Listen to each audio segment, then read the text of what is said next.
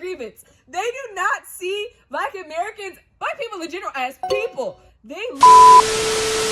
She said to ask me, do you think they let people from the hood in here? I don't know if like it's a ranked competition or something going around like that. Starting strong. You will find as a Black American in a non-Black American space that the small minority of Black Americans that are here are not real. They are AI. They are a result of generative AI. I am blaming the CIA, Bill Gates, Mark Zuckerberg, and everybody in that space for what I'm seeing with my eyeballs. When I tell you I saw alien spaceships.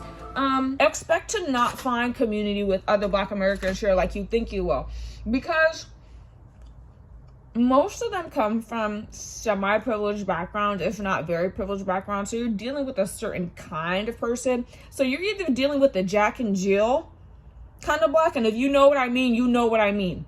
If you know what that is, you know. Or you're dealing with the Tila Dunn, and most of them are in tandem with each other. When I tell you, listen, I had a girl come up to me. Mind you, her parents immigrated to the United States. They moved to New York. But she currently does live in New York. She lives in another part. I forgot where she lived. She said to ask me, do you think they let people from the hood in here? Huh? I saw alien spaceships in that moment. I did. Oh, when one girl, she was telling me, by the way, as a response to me telling her about an incredibly racist and traumatizing encounter I had from another student, not even 5 seconds before, and not even like 5 meters away from her, mind you, because she was in the vicinity. Me opening up to her about that situation, how that made me feel. And part of her response was like, I can't really connect with Black culture, like it's just not something that's a part of my personhood, like, and I do not come from a majority white dominated community or background, so I could not say if that was a weird statement or not. Even though I thought it was weird, I couldn't really verbalize that because I don't know how that affects people. I don't know how, well, I do know, but I personally don't know, like, live in your skin. However, after extensive research within the other suburban Black individuals at my institution, that was very weird. I can make a whole separate video about this. It will be hard to find community, even with your own people, because they are also not like you. Especially if you come from like the hood, they're not like you, and also they expect you to present a certain way. Because when I responded to that girl and I said, oh, me, when she asked me, do you think they let people in the hood from here? I was like, yeah, me. And she was like, huh, but you don't. And I was like, what is it that's supposed to look like? And I understand that I present a certain way, and the way that I may talk may throw you off, or the way that I style myself may throw you off, but that is no excuse for you trying to stereotype an entire group of people based on assumptions and what you see in movies and TV shows. Okay? Not all of us are like that. And that is not a bad thing either, because that stereotype she was trying to give, I know what she was trying to say. Girl, you don't have to dog whistle me. Girl, I know you want, oh my gosh, how come you aren't loud and ghetto and da-da-da, how come you don't dress like them and da-da-da-da-da. I know what that's code for. I know. I'm not, it ain't wind between my ears, baby. I know. And they always equate that with something just bad and insidious and just people living their genuine lives. It reminds me, that there was a TikTok recently of a Black girl, and she had like really fuzzy pink hair. Like, it was nice. It was, sorry, not it. When I say fuzzy, it was like cotton candy. It was lovely, and it was just like cascading down, curls. It was beautiful. She looked like an angel, and she was like, and the caption in the like TikTok was, oh, when I think I'm giving like Pinkie Pie or like cutesy vibes, but people look at me and see, oh, like ghetto, da da da da. And people in the comments were like, oh, it's not what the color, it's like how you do it, or how, oh, it's the shade, and da da da da. I want you to understand that is the same thing that I'm going through. Well, not the same thing, but that is what I'm trying to communicate to the audience. How weird they expect you to present, and how they equate things with blackness, especially blackness when you're in an underprivileged environment, as it's now a bad thing. It's scandalous when it's something just as regular as coloring your hair. I digress. They're not real. And then another thing here is like a lot of things that you're learning in class, you've lived in real time. The things that people are learning in class, especially when we're talking about the humanities section, anything having to do with humanities, it doesn't matter what humanities class, everything that they're learning to have empathy for, you have experienced in real time. It or a family member or has experienced it in real time. For example, my human geography course, we were talking about how space is inherently designated like racially and ethnically. Like and this is a part of like feminist geography. And the idea behind feminist geography, it's not just around, oh my God, like feminism, but it's the idea that space influences experience, and experience influences space. However, all of those experiences are not the same. Therefore, different people will designate that space in a different way, or move through that space in a different way, or be affected by that space in a different way. There you go. Feminism, feminist geography, that's the whole idea. So we're talking about that, and how it was like race is inherently like spatial and things like that. And she brings up, my teacher, by the way, love her, she's great. She brings up essentially the Harlem Renaissance and the Great White Flight, and how communities and how like Black bodies were essentially policed, and how a lot of people would just be, how their homes weren't even considered safe spaces because the police would just barge in there and, you know, do what they'd like to do. And you couldn't even be on the street just doing something regular if you weren't seen as, you know, someone with financial means, or someone that had a chaperone. Then you was fair game. Obviously, there's more nuance to this conversation. I'm very much watering this down. I will make a whole separate video about this. But she's talking about that, right? So she's talking about how the streets, like the literal street, has become like not necessarily a safe space, but a second, like a third place for these people, because other places are not safe for them, and they've been, you know, restricted to these ghettos. And I'm looking at her.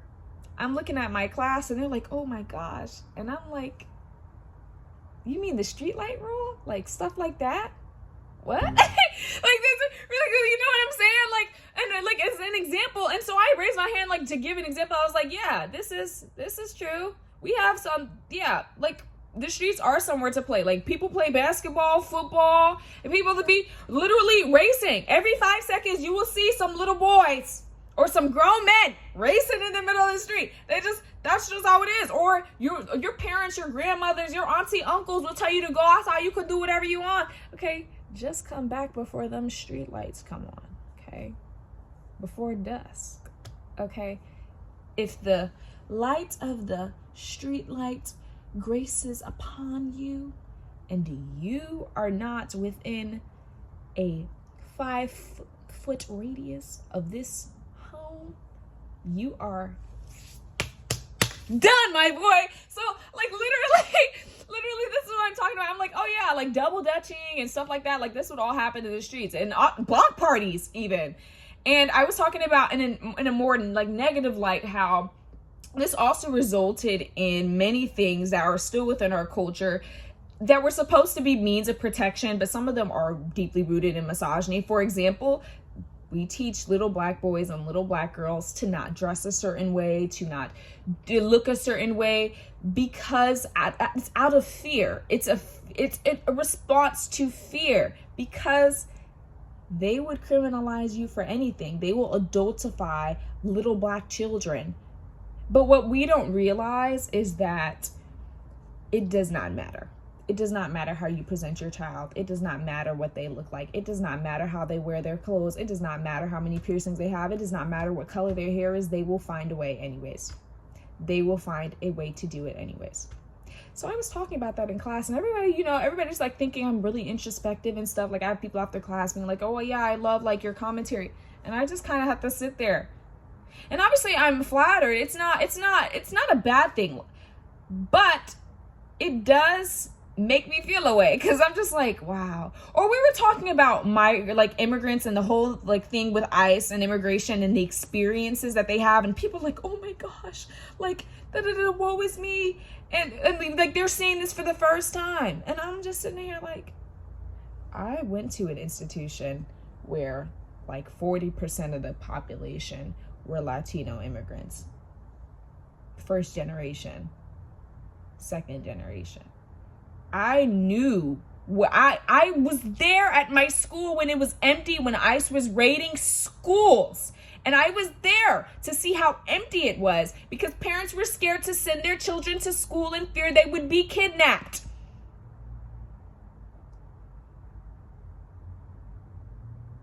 To give some explanation to why I was really irritated is they was giving really LA influencer, oh my gosh, they told us they're starting children in Africa, what are we going to do? But we're not really going to do anything kind of energy. They was treating it like it was some kind of spectacle. It was weird when somebody is telling you this is somebody's real life, and I'm not even a Latino immigrant in my country. So I'm not even given the full gravity. And if what I'm saying is so shocking to you, then why are you acting like this? I just didn't like it at all. It was weird.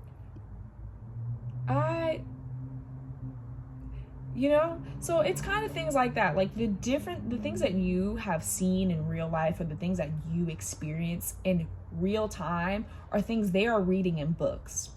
And that is a different conversation. That is a different conversation for another day, but that's a really interesting experience that I've had. And it does feel like these experiences, between trying to find community within your own people but not being able to, and then also feeling isolated because your experiences and other people's experience are vividly different, and how y'all move through space is very different, is absolutely spirit breaking in a way. And I will get into I can get into the specifics of that later, but this is kind of just a little ramble, if you will. But yeah, another thing, and I was talking to my therapist about a little more about how isolated and how angry I was about how I was perceived on campus by other people regarding my Blackness. For example, that little, oh, do you think they let people in the hood in here? Oh, you don't look like you're da-da-da-da-da. That made my skin crawl. It's still making my skin crawl. I am still very angry about that interaction, because they assume that you're like them. They assume that you're detached from Blackness, that you think those representations of Blackness are deviant. They are literally, it's them saying, I think everything that you've grown up in and every part of your identity is terrible, but because you don't look like you're a part of that identity, I'm going to say whatever you want. It's not just people within your own community that have these behaviors. It's other people outside your community, and honestly, that's worse. I just kind of highlight how it feels within my own people, because it hurts more. Whereas the outside community, I'm like, this is weird, but yeah. They assume that you, they talk to you under the pretense that you are under the level of disrespect and privilege that they are on. And so when they realize you are not on that kind of timing, they do not like you.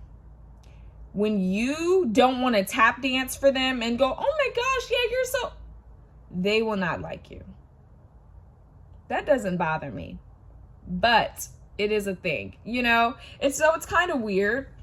And I was talking to my therapist about this. I was like telling her how angry I was about how misrepresented I felt, how people perceive me as this very, you know, I don't even know how to describe it, but Attila Dunn, if you will. And if you don't know who that is, Google her. Okay? And I just, it upsets me. And they will have conversations in front, and they feel so comfortable saying craziness, wickedness to you. Wicked. These students are definitely going to the spicy place downstairs. And they just expect you to be like, oh yeah, that's so cool. Like, do you want to get smoothies later, or what world are we living in? So yeah, that's like one of my biggest problems here. I guess communal wise. Another thing is professors and advisors not realizing, like, they tell you to like be more carefree, especially when you're like me, where you're very anxious when it comes to school. So you kind of do things like very organized. You try to be very organized, and you're very like critical of yourself. And they're like thinking it's coming from a place of, oh my gosh, like overachiever. But no, they're telling me to relax. They're like, oh, like explore your freshman year. Like, you shouldn't be so focused on this. Like, literally just try everything. Not understanding that one mistake for me can cost everything. One mistake for anybody else at this institution is just a drop in a bucket. For me, it could quite literally cost everything, because I am banking on this experience, this degree, to set me up for my entire life. Well, not just that, you know, like being able to, you know, network and do all the other stuff, but this experience is laying the foundation for what the rest of my life may or may not look like.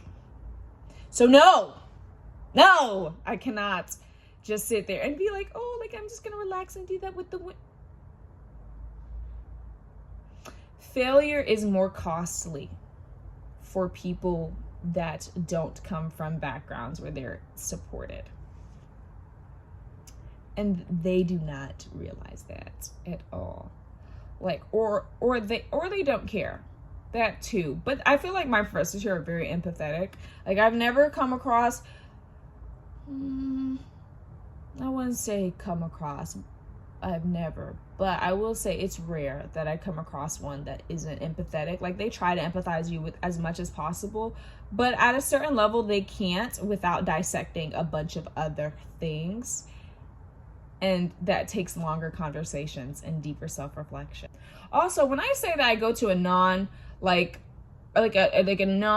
institution, it's predominantly, I want to say that my institution is a PWI. Because technically it is. But it's very much, realistically, it's not. Because we have, like, our main campus is a PWI, yes. But the campus in China, it is majority Asian. And not because, oh, it's majority Chinese students. No, it's like a 50-50 split. So 50% of the, like, campus, the students are Chinese nationals, but the other 50% are from like 187 plus countries. And they mean that literally. And most of them are from Asian countries. And I'm not just talking about, oh, they're from Japan or Korea. I actually haven't met anybody that's Japanese, well, fully Japanese here. They are from Kazakhstan, from Mongolia, Uzbekistan, and they run real deep. Like, there's a lot of them. So a lot of other people are from different, like, you know, countries that are near China. I say that to say, like, it's a little different from being at a standard PWI. In fact, dare I say worse. like I thought like all minorities was cool, and like maybe, you know, we all kind of come from some kind of, you know, background with imperialism and colonialism. We've all suffered. So I feel like we can all relate in that. So we're cool. No, we are not cool. They do not see, but this is another grievance. They do not see Black Americans, Black people in general, as people. They literally see you, they see them, right? And you are right here. They do not see y'all as one-to-one. But they would dare say, hey, twin. Oh, I'm tweaking. What? Like, what? What are you smoking? Is you cool? Yes or no? Is you cool? No, just genuinely, like, are you cool? Because the racism that I've experienced from these other cultures on this campus I've never seen no ish like that before. Like I honestly could have just went to Ole Miss and had the same experience. Like I genuinely think I could have just went to Ole Miss and had the same experience, because what I've experienced to my face, wow, like, I don't know if like it's a ranked competition or something going around, like if they're trying to participate globally, but it's craziness. So yeah, that is it. So that experience is a little different. Like, the way things function is a little different than being at a PWI. Not saying that it's like they all come from the same tree and have the same roots, but the branches is a little different. Right? Because I'm pretty sure like people that go to PWIs in the US can relate to 95% of what I'm saying. 95%. However, I do have to this disclaimer that the demographic looks a little different. Even though there are like white Americans at my institution, they're not the majority here. So you take that information what you will. But yeah, so it's a little isolating, and it's a little weird. I'm using little like it's tiny, but no, it absolutely is insane. However, I hope that this helps somebody, and I will kind of go forward with this channel, like, I guess on a more educational space, like kind of talking about my experiences and putting them into context of, like, you know, certain educational concepts and things like that. And I'll be debriefing like things in my classes that I want to explore further, you know, just to give people a little, like, you know, a little taste of what it's like. And not only that, but to hopefully help somebody that may go through this in the future or is currently going through this, and to educate, you know, the people that may not be on the receiving end of these kind of behaviors. Okay, that now it just got a little depressing. Like, now I'm sad. Oh my God. Okay, so let's lighten it back up. I'm so sorry. Bye, y'all. I'm so sorry.